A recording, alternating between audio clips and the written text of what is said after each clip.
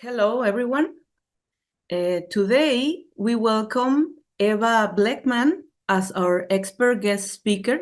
Eva is a research associate at the University of Hamburg in educational psychology and personality development. Her research examines personality in adolescence with an emphasis on multi-method assessments of personality in social contexts. Thank you, Eva, for being here with us. We are really excited to hear about your research. Yeah, thank you, Gina. Thanks for inviting me. I'm excited to present something here today. And let me just share my screen with you. Okay, can everybody see the presentation now? Yes. Okay, perfect. Okay, so yeah, I work as a postdoc in Jenny Wagner's lab at the University of Hamburg. And in our lab, we look at personality development across the lifespan.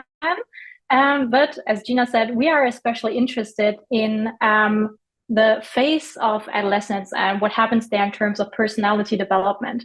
And I am personally very interested in how personality is expressed in social contexts in this phase. And today I will talk about intentional personality change with a focus on this special period of adolescence. So it was kind of this long-standing belief that our personalities are essentially set from early childhood and remain consistent throughout life. However, research has quite contradicted this assumption and indicated that personality does change across our lifespan. And in the research field of intentional or volitional personality change, researchers focus on whether people can willingly change aspects of their personality if they've set their mind to it. And the first question here is really do people want to change their personality at all, and how so? And the answer to the first part of the question is a clear yes. If we look at the wealth of self-help and coaching books in the bestseller list, we see that people have a desire to change their personality. And if we look at these questions from a psychological or research perspective, quite a few studies have asked people across nations what exactly they would like to change in terms of their personality. And most of these studies have focused on personality traits, such as the well-known big 5 traits, which you see here. So openness, conscientiousness, extroversion, agreeableness or neuroticism, or positively framed emotional stability. So each of these traits captures a stable pattern of behaviors, thoughts, and feelings. And these studies quite consistently show that people mostly want to become more conscientious, for example, becoming more self-disciplined, which is beneficial in a work context, or in social context, people most likely want to become more extroverted, such as becoming more assertive or more sociable, or emotionally stable, such as becoming more confident. It's interesting to see that fewer people want to become more agreeable, which is also a very important trait in social context. It's related to being cooperative, and helpful. But this trait also has this kind of evaluative or even moral component, and is usually less desired to be changed, or people want to admit less to changing that aspect of their personality. So in the research that I will talk about today, we wanted to know whether we see similar patterns when we ask adolescents how they would want to change their personality in relation to their social life. So we focused on these 3 traits here. But before I get into our own research more, I want to talk a bit about if people can achieve intentional changes and how this process most likely works. So the studies that I talked about have not only asked people how they want to change, but there is increasing evidence that people can change their personality with the help of coachings or interventions in personality research. And this graph here is from a large study from Switzerland, which followed participants who wanted to change their personality with a coaching app on their smartphones. And you see here the green line, for example, the people who wanted to become more extroverted and followed a structural behavior change plan indeed became more extroverted over the course of the study and even 3 months later. And we see a similar pattern for decreases in neuroticism for people who wanted to become less neurotic. So we see that intentional personality change is possible in adulthood, but there is still much to learn regarding other age groups, such as adolescence. And with adolescence, I mean the age group spanning roughly the ages 10 to 19, which is a very rich developmental phase and characterized by a lot of parallel changes in biology, in cognitive capabilities, in identity, and also in social context. And we know very little whether adolescents do have a desire to change, and if so, how and why they might want to do so. But beside the fact that we don't know a lot about the topics, why should we investigate volitional personality change? So why should we intervene on personality development or research it? And for that, I want to talk about two reasons mainly, and a bit about the developmental phase of adolescence. So as I just said, adolescence is this very dynamic developmental stage where especially personality traits are more changeable than in later life stages. As you can see here in this plot, there are substantial changes in traits like extroversion and emotional stability, which you can see in the spike in the rate of mean level or in the rate of change around the transition from adolescence to adulthood. And when we zoom into the actual changes, so these are mean level changes here, we often observe a trend of disruption. So this plot basically shows a dip in adolescence where people become less extroverted and less emotionally stable. And after this period, these mean levels usually pick up again. And while we see these normative trends in personality development during this period, research is still pretty much puzzled by large inter-individual differences that we see in these developmental trajectories and the extent and timing of this disruption phase as well. So we know this personality does change a lot in adolescence, but the processes by which those changes happen are largely unclear. And investigating volitional personality changes could contribute to getting insight into the processes on a daily level. So what does it take for personality to change? And also how change intentions contribute to diverse trajectories in this formative phase. Another reason for investigating intentional personality change in adolescence is that there are many changes in the social environment during this period. Adolescents become more independent from their parents, and the main developmental task of this period is forming new relationship with peers. And this is also illustrated by this graph, where you can see that the network size is going up during this age group. And in relation to that, adolescents may feel the need to adapt their personalities to navigate the social changes and relationships they face. And in relation to that, we also see that personality is closely linked to social outcomes, such that people high in extroversion, agreeableness, or emotional stability have larger or closer networks and better relationships. And on the dark side, we also see that during adolescence is a spike in the onset of mental disorders that are related to negative social experiences, such as social anxiety, which have also been linked to personality traits such as emotional stability.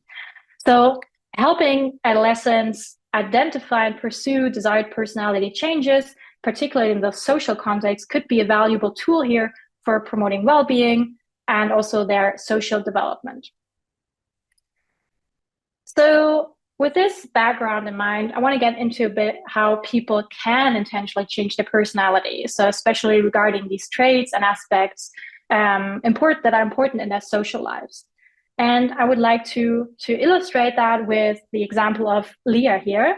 So imagine that Leah wants to become more sociable, which is an aspect of extroversion. And as a first step, theoretical frameworks suggest that she needs to identify specific behaviors that are linked to this characteristic, such as talking to strangers at parties, for example. And next, it is important that Leah shows this behavior not only once, but repeatedly, so that she extends that and her radius, and also, for example, talks to strangers on the bus on her way to school. And the idea is that through this continuous repetition of behaviors, she eventually doesn't have to put effort in being more sociable. It becomes her default tendency. So her stable, sociability levels have increased. So while this is pretty straightforward in theory, this is not so easy or simple in practice. Not unlike other life domains where people set and train towards specific goals, research suggests that motivation is one key ingredient for initiating this change process and also for keeping practicing behaviors. And motivation here really pertains to the why behind the desired change. So for example, Leah might be motivated to become more sociable, to forge new friendships with peers. So she perceives value in becoming more sociable, and is more likely to show that behavior in her daily life. Also, like other domains, we know that motivation is necessary, but likely not sufficient for changes to happen in personality. So two factors are, according to theoretical frameworks, important here, and that is the availability of opportunities to practice behaviors in daily life, and also the ability to use these opportunities effectively. And especially adolescents might face some age-related challenges in both of these domains. So adolescents do become more independent, but they are very much still dependent on their parents and face some external constraints, such as financial resources or limited mobility, which could restrict their access to specific situations. So for example, if Leah is not allowed to go to parties, she will have fewer opportunities to practice interacting with strangers there. And also, we know that self-regulation skills are very important for implementing and sustaining new behaviors. And these skills are still developing in adolescence. So this might be an internal constraint, which also makes it harder for adolescents to really go or keep through with practicing behaviors that are needed for volitional personality changes to happen. And finally, beyond perceiving value and implementing changes in daily life, it is important that people have specific instructions for how to change. So instructions should help individuals identify concrete behaviors that are related to a personality characteristic and set up tailored plans to implement those behaviors in daily life, which is often done with implementation intentions or so-called if-then plans. So we also see that in research, it might be easier to see actual changes, not only at the broad level of a trait, such as extroversion, but at a narrow level of personality, such as sociability. So if Leah successfully increases in sociability with a specific behavior change plan, these changes might not register at the broader level of extroversion, but very specifically for sociability. So in our research, we look both at the trait level, so this broad big five, or the three traits that we looked at, and also specific facets of these personality traits. So to summarize, we can think of intentional personality change as a bottom-up process where changes are a consequence of practice and habit formation. And to succeed, we need motivation and opportunities in daily life to go through with that. So with this background on personality development in adolescence and intentional change process in mind, we set up several research questions here. And our first research question really was that if we give adolescents the opportunity to take part in a guided self-reflection to change their personality, do they want to do so? And what aspects do they choose? And here we assumed that, like adults, adolescents would mostly want to change facets related to extroversion and emotional stability rather than agreeableness. Also, to understand how and why adolescents seek specific changes, we coded their open-ended responses in the self-reflection task. So for example, we looked at the situations in which they wanted to implement new behaviors, and we also looked at their perceived benefits of these changes to get a better idea of why adolescents wanted to change. Our second research question was focused on the motivational aspect. So we wanted to get insights in whether adolescents see value in changing behaviors and have the opportunity to implement that. So to do that, after the self-reflection task, we tracked them for 2 weeks in their daily life.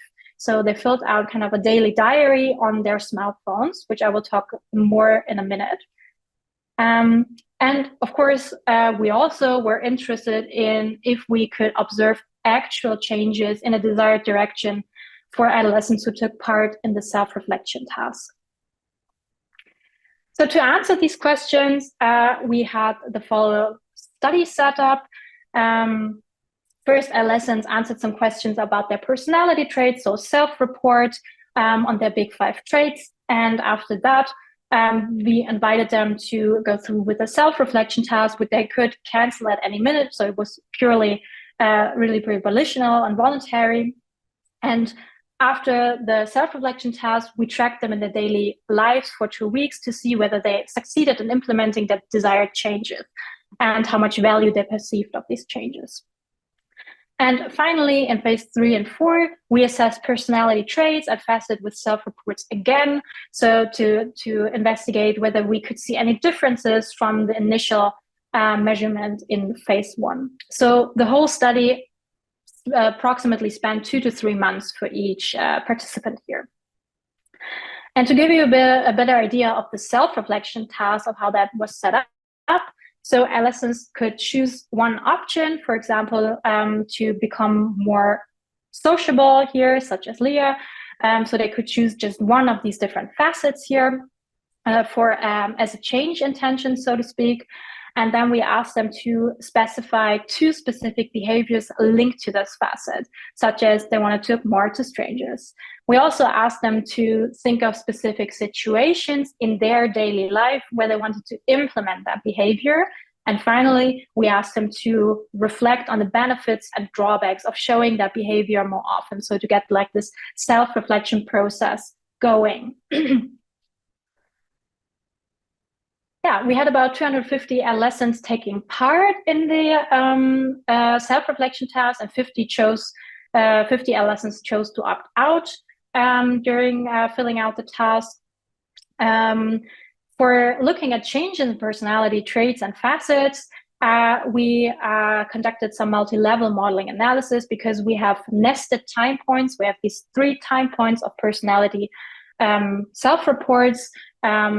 And this is usually or appropriately modeled with multi-level modeling, where you have nestings in individuals. And finally, we also, like next to this quantitative analysis, we also coded the open answers to get a better idea of why adolescents wanted to change. Okay, and with that, I think I can show you some results. And regarding our first question, that was really what aspects did adolescents want to change when given the choice between the 6 facets here? And what we see is that over 50% wanted to change aspects related to their emotional stability. And the majority here wanted to become more confident or less anxious.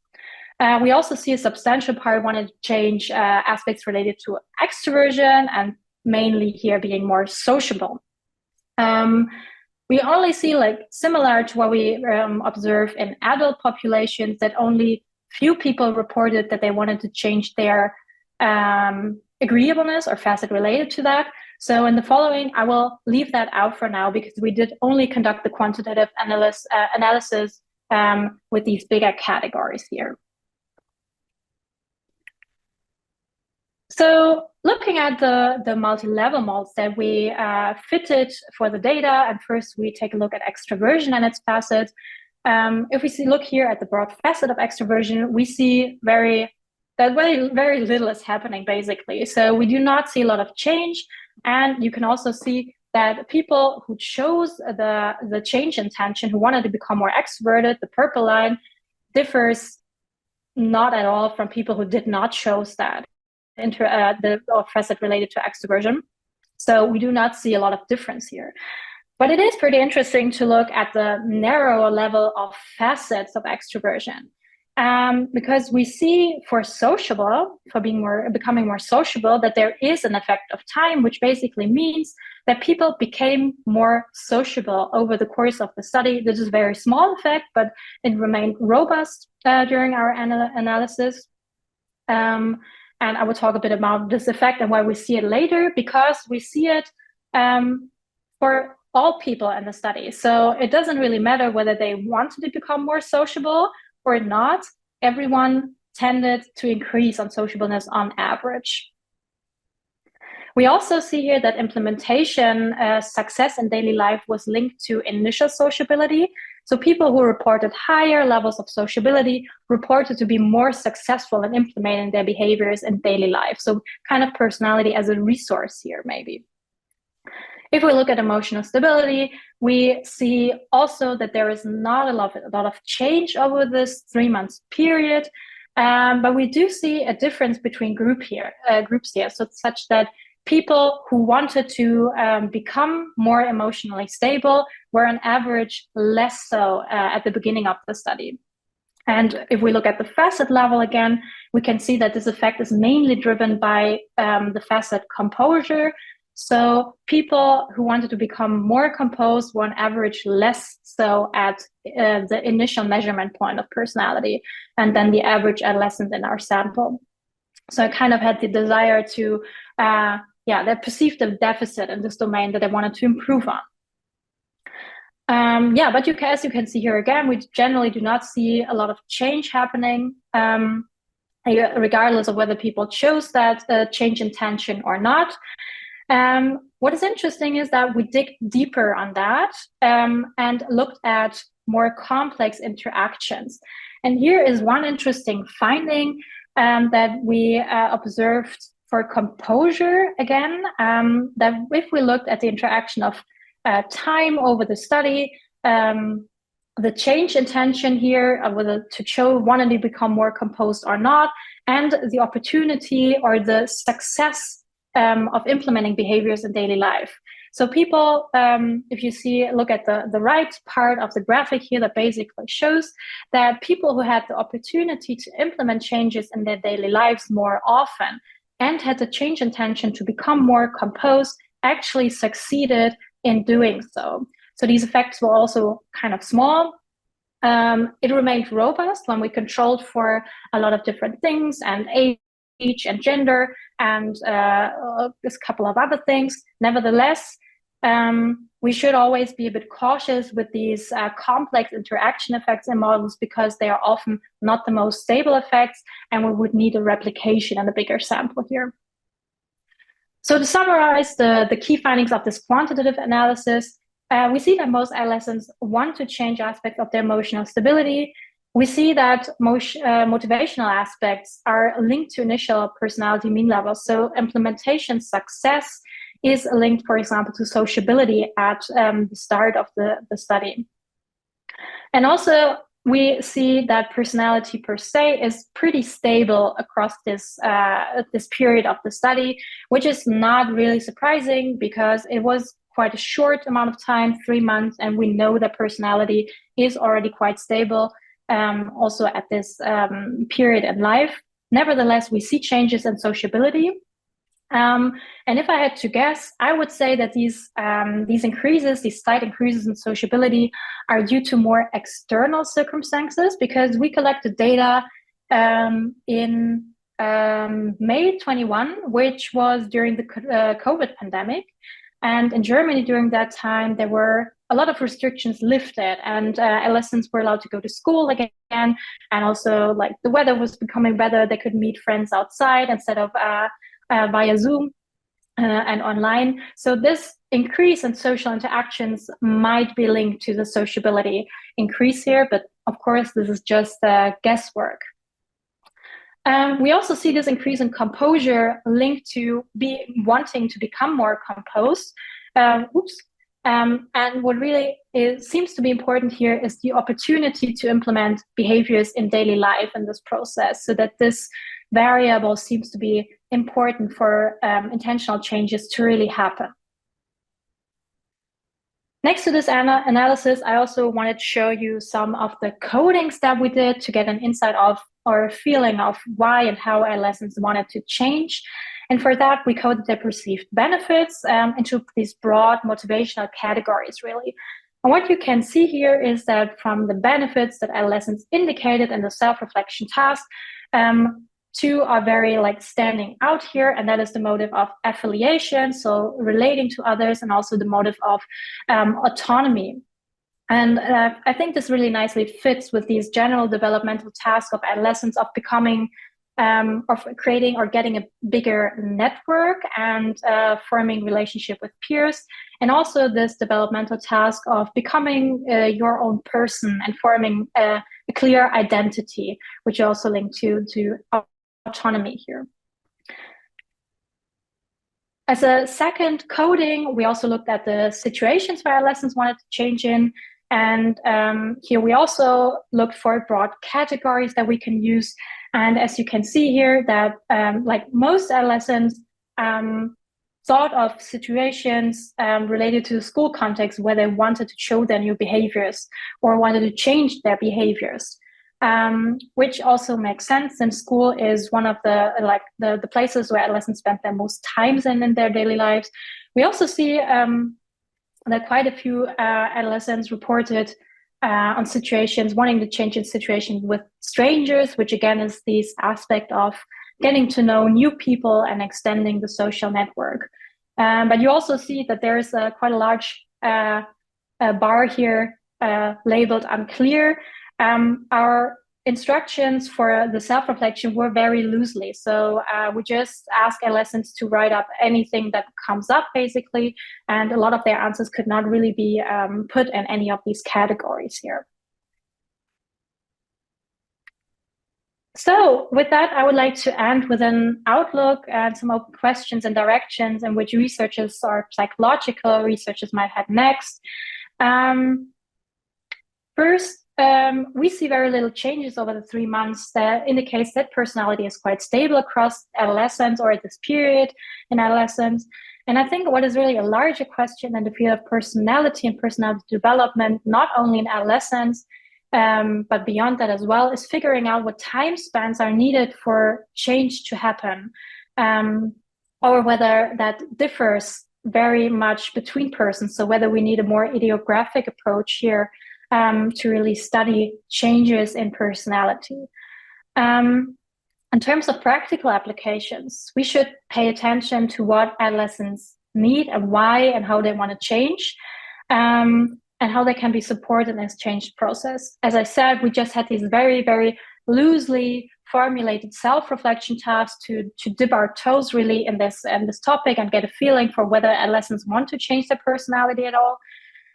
If one would really go into studying and supporting adolescents in their volitional or intentional personality changes, we would need to think about how they can be supported in planning and implementing behaviors in their daily life. So really, like, how can they be supported in the self-regulation and goal pursuit in this regards? And finally, also an important question is, we should make sure that volitional personality changes are not only linked to positive outcomes in theory, but also try to empirically investigate it. So we know from adult research that achieving desired changes in personality is linked to a boost in self-esteem and also in well-being. And it can contribute to more adaptive developmental trajectories, also leading to better academic and social emotional outcomes. But we still need to have some empirical evidence on that.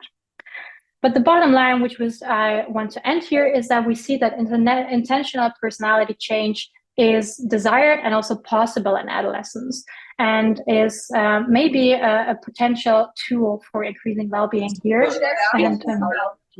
And so might be worth looking into more. And with that, I would like to change to thank you.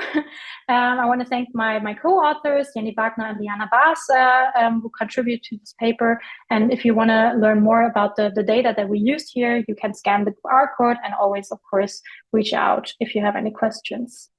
And thank you.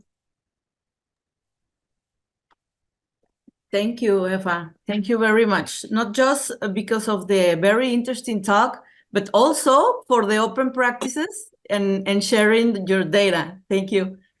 So let me also give a thank you from myself, Marcus here. So I was a little bit late, 1 minute, and I was surprised that you already started. So everything went very quickly, which is basically good. And thank you so much. This was very interesting and very much in line with our thinking about personality development, such as for radiographic approach, more specific, like focusing the facets rather than the broad traits. Okay, yeah, probably you wanted to ask for questions, Dina, right? Yeah, do we have some questions? Yeah, Godehard? My question was pretty early on. You said that, if I understood you correctly, that people, when asked where in the big five they wanted to change, they would hardly ever say agreeableness, which I find strange. Is that correct? Is that, yeah. And yes, that is correct. Agreeableness is such a positive character trait. It's to be considerate, it's to be kind, it's to be generous, it's to be trusting and trustworthy. It is willing to help others, to be helpful, willing to compromise, especially for a group of theologians like us here. So that's almost something, or not almost, that's something very important for like a Christian ideal of what a good person is. And I find it interesting, is it that people already believe that they are perfectly agreeable, so there's no need to get better in terms of being generous and trusting and trustworthy and helpful? Or is it that they don't value that at all? Any idea? Yeah, interesting question. Thank you for that. I think there are two parts of the question. The results that I talked about are mostly from Western countries. I think this is important to say too. I think there is a recent study by Erika Baranski, who looked at personality change desires like worldwide across nations, and they find pretty different patterns. So, for example, that agreeableness is much more like people want to change more agreeableness in Eastern countries, for example, if I remember correctly. They have like a world map here. So I think this is also important to keep in mind, that desires to change personality are also very much shaped by the social and societal context, maybe.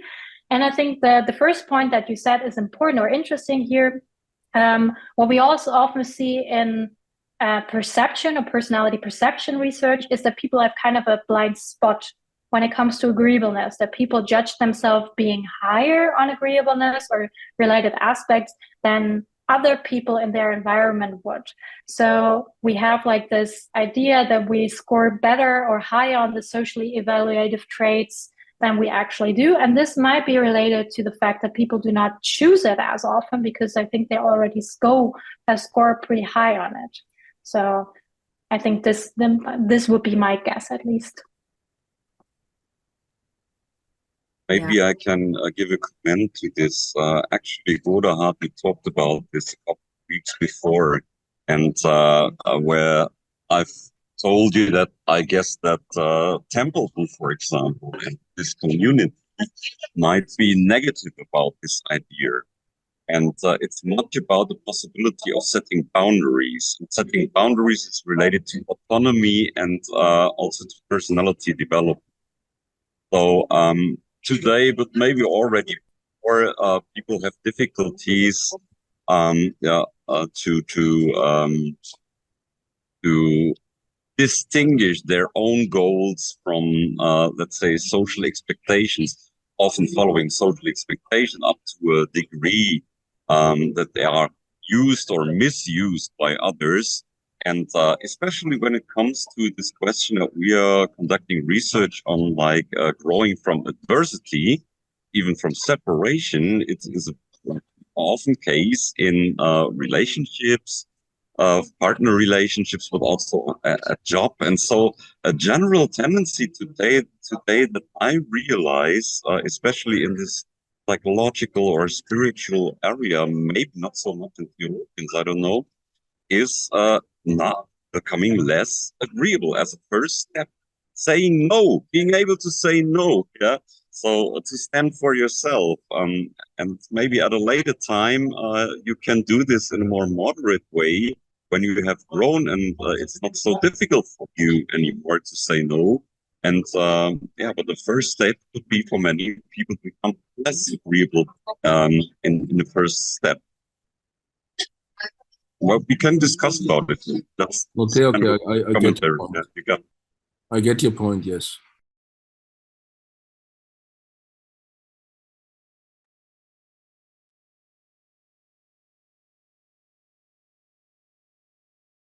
Do we have some other question?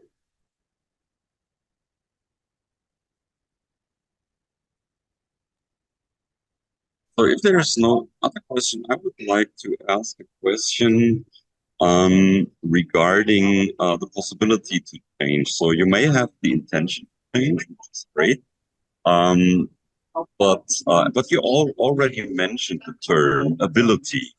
So there's research also on extroversion that refers to the distinction between tendencies or needs for social contact, for example, and the ability, like let's say, social skill. So how do you think about this? When you want to change, want to become more extroverted, do you distinguish between social skills and ability and needs? And how do you think about can this ability, social skills, as maybe kind of a facet extroversion, be changed to the same degree as, let's say, your tendencies? Yeah, very, very good question. Thank you. I was just recently at a personality psychology conference, and the distinction between skills and personality traits is kind of a hot topic because they are related, and we can also frame social skills in this big five framework. But I personally, I find it hard to tease them apart in this regard. I think like we have a lot of intervention work already focusing on social skills, which is maybe like an easier selling point instead of changing personality and changing skills. For example, there are lots of school interventions also trying to change social skills or social skill interventions for adolescents or adults. So I think like bringing together this research from different disciplines as well, and also these different terms can be important to give insights. And also, but we need to have like a conceptual clarity here at first. So what's the trait and what's the skill? I think that's important. But in essence, I think yes, it's possible to train skills. I would say.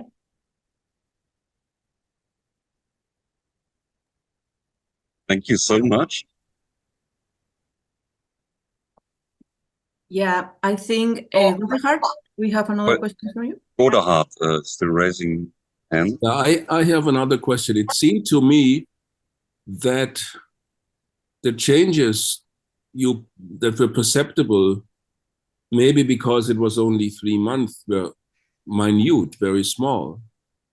And we've been having the suspicion in this group for quite a while that the possibility to change your major character traits is probably very low in the big five. So what people can change is like their life projects. Maybe someone who was interested in making lots of money, that was her life project, due to an intervention, an event, or a decision, now wants to live a life more useful of others, being of service to others. So that's a change we can achieve. But if I'm not an extrovert, it's almost impossible to become an extrovert. And your talk has, for me at least, reinforced that view that our chances of really changing the big five are slim. Is that correct?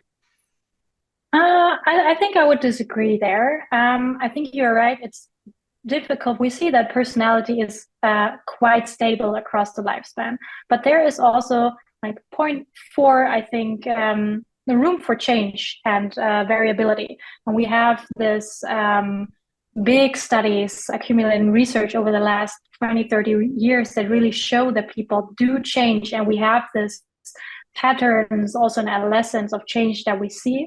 And we also have these studies of intentional change in adults that go longer than for 3 months, and also check up on whether people, how people report on their personality, and also others in their environment report on their personality after a year also.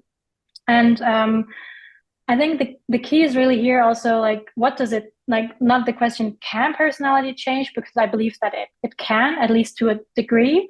Maybe you cannot, like, from a full introverted person, it will be unlikely that you go to a very, very extroverted person. But in some extent, I think we already see that change is possible.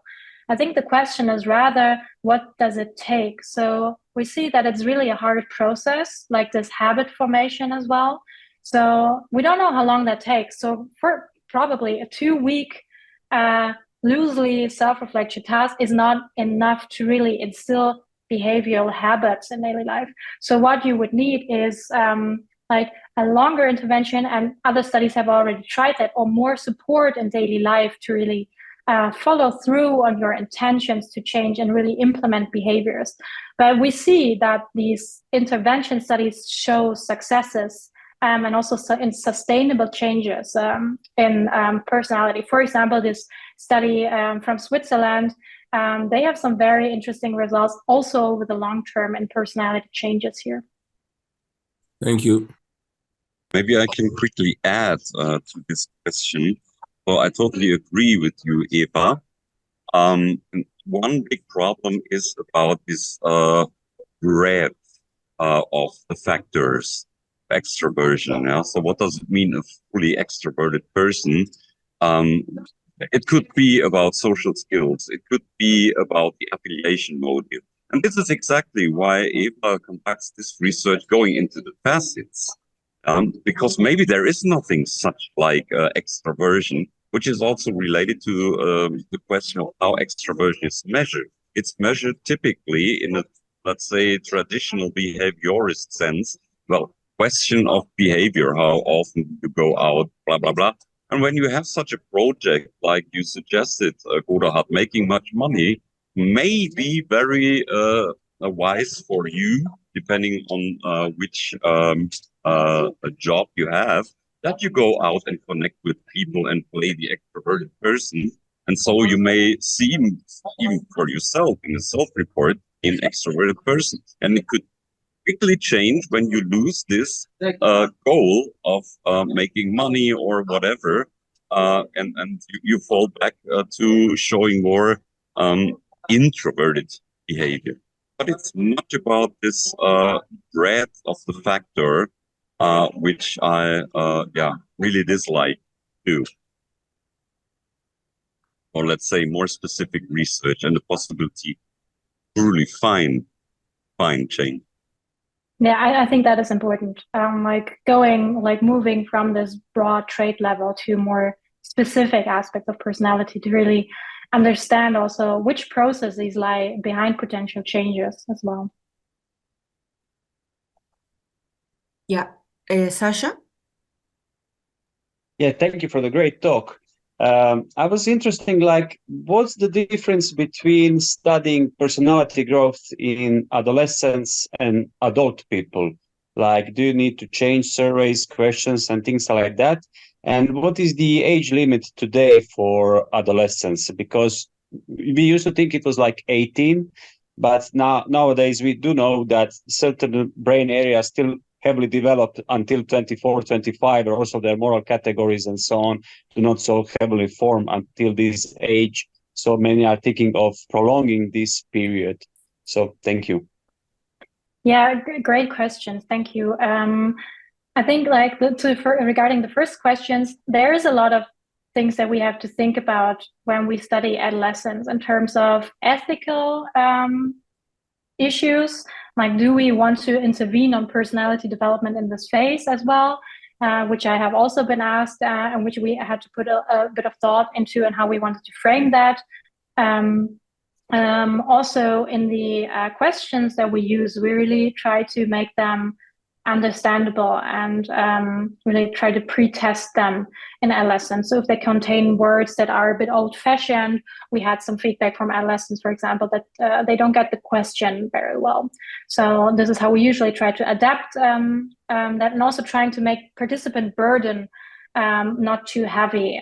So in this daily diary period, just like asking once a day and not multiple times a day, to also fit with the schedule of adolescence and daily life. So I think this is always important to consider in this age group. And your second question, let me think, what was your second question? There was age limit of adolescence. Do you now try to prolong it? Yeah, so that is a tricky question because there is no real like the one definition of adolescence. You will see different categories. We usually think like because there's so much developmental processes, so many developmental processes happening, we usually use categories as early adolescence from 10 to 13, middle adolescence 15 to 17, and late adolescence going in like into the 20s, the early 20s. It has also been proposed that we prolong the period of adolescence in our thinking, or like add a period of emerging adulthood at least, which has also like been used by some research. But you will find variations in the ages and in the categories that you see in research. So no clear-cut answer there, I think. Yeah. Eva, I was wondering regarding the results you show us. For example, in the quantitative analysis, we were able to see some small change, I will say very, very small sizes. But I find very interesting that you also had the coding of the open answer question. So I was wondering, how will you contrast this, the results that you got from these different methods? Do you think the more qualitative analysis gave you more information, or the confirmation of the initial hypothesis? What would you say? Also an interesting question. I think as personality psychologists, we're very much driven by quantitative analysis, and this is kind of the holy grail, or how I was educated at least. So there's not a lot of research using qualitative data, or really going into that. So I have to admit, I kind of like I look first at the models. So what do we see there? Which is kind of the tendency that I have. But I was very interested in because we know so little about what adolescents want and how they would answer these questions in the self-reflection task. So if our task worked at all. So I really wanted to look into that. So we had different people code the answers and really looked at these broad categories. What do we see in the answers without like a predefining theory on what we would find, but just really going into the data and then looking at the categories that emerge basically. So we're currently trying to write the paper up, and as we're looking at for a personality outlet, we'll probably pay more attention to the models, but I will definitely include the codings as well, because I feel like they give this idea of what's going on and a bit of an idea of why people or adolescents want to change, which is a very important insight also on how to structure these coachings on where to go next as well. So I feel this is a very important part of the research here. Yeah, definitely. This is why I was happy to see that you were using mixed methods. I really like that. I was also wondering about the sample. How will you able to invite these participants? Because I was wondering, one of the questions you have is, do they want to change? Do they actually want to change? So I was wondering what kind of briefing were they having before starting the study? Because maybe because of the briefing, they were more likely to be people that try to change more, or maybe even just asking them if they want to change. Maybe I don't have the need to change, but if someone asks me, maybe it's more social acceptable that I will say that I will want to change something. So I don't know if you think this could be an issue, and we should be careful when we are sampling and inviting participants. What do you think? Yeah, important question. I think this is also always the issue of how generalizable your results are. So we recruited adolescents across Germany. So this was an online study, and we had about, I think, 550 adolescents starting the study, and they were asked right at the beginning. So we gave them a bit information so that there's some people have the desire to change their personality, and that we give them a self-reflection task on thinking about how they would want to do it. So that was basically it. And then we looked at how many people say, yes, we want to take part in the intervention, or no, we don't want to do that. And then we saw most of the people did want to do that.